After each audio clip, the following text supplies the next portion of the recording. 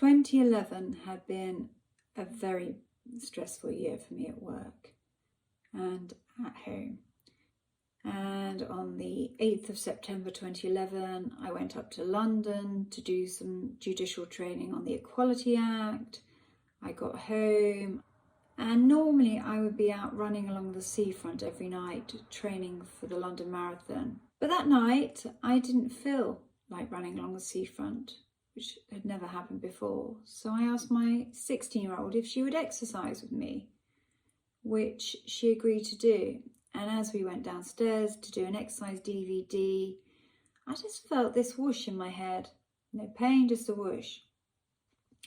And then as we went to start the DVD, I just touched the side of my head. I said, Izzy, I've got a bit of a headache. I don't feel too good. At which point I collapsed. My daughter dialed 999. The advantage of living in a city is that in 2011, an ambulance car got to me in less than 5 minutes. When it arrived, I had a Glasgow coma scale of 3. The Glasgow coma scale describes how deeply unconscious you are. It starts at 15 and goes to 3. There is no 2. I was in the deepest coma before death. But for the fact my daughter had been by my side, and but for the fact that there had been an ambulance car around the corner, I would have died within minutes. The paramedic ambulance arrives and takes me to the hospital, where I have a CT brain scan. That brain scan shows that I've had a catastrophic subarachnoid brain hemorrhage from a ruptured giant aneurysm. My husband is taken aside and told by the doctor that they can do nothing but treat me conservatively. My only hope is to get a bed at Wessex Neurological in Southampton, but there are no beds. If I don't have immediate brain surgery, I will die. He is told to go home and tell my 16 and 14-year-old daughters that Mummy will probably be dead by morning, which is what he does. And it is only because miracles do happen. 3 hours later, they do find me an intensive care bed and a neurosurgeon.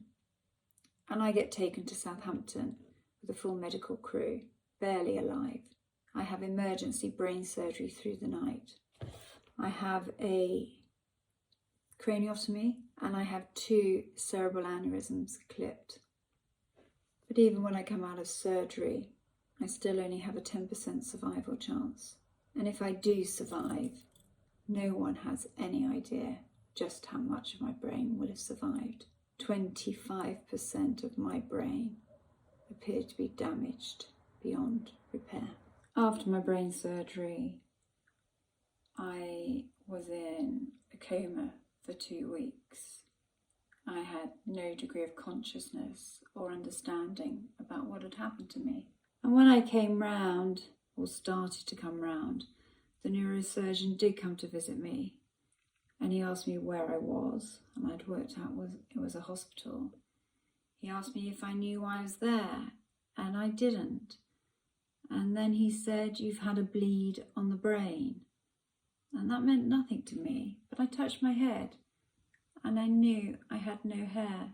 Then I realised that there was a 9-inch cut to my head, which was closed with 52 staples. At that point, I am literally within 24 hours moved from a specialist neurological hospital to my local hospital, where I'm put on a respiratory ward. Clearly, they don't know what to do with patients who've had a massive brain injury, and so they did very little at all. When I do come round, no one sits me down and tells me, "Elizabeth, you've had a massive stroke. Elizabeth, you are now paralysed. Elizabeth, you have lost 65% of your sight. No one even tried. My cognition has dropped to the floor from being in the top 10% in the country to being lower than in the bottom 30%. But I'm blind, I'm paralysed, I don't understand anything, and doubly incontinent. And it's like my life has come to an end. And I spend day after day in that hospital with no treatment. And the only physiotherapy I have is 2 15-minute sessions which take place in the corridor outside my room. After 10 days, I do get moved to the specialist stroke unit. But even when I arrive at 8:30 at night, which anyone with a brain injury will tell you will mean that their fatigue is unbearable, I'm left on a trolley in a corridor for 2.5 hours because they don't have a bed. When I do get into my room, it's like being in a room from One Flew Over the Cuckoo's Nest, just white walls and signs all around it saying, "You're on Priory Ward, you're on Priory Ward." I've been decatheterised to go to this room, and I need to go to the toilet. And so I press my bell, and I press my bell, and I press my bell 5 times, and no one comes. So I pull myself out of bed, and I pull myself along the corridor using the handrail until I find a toilet. And what I do know then, if I know nothing else, is I just want to go home.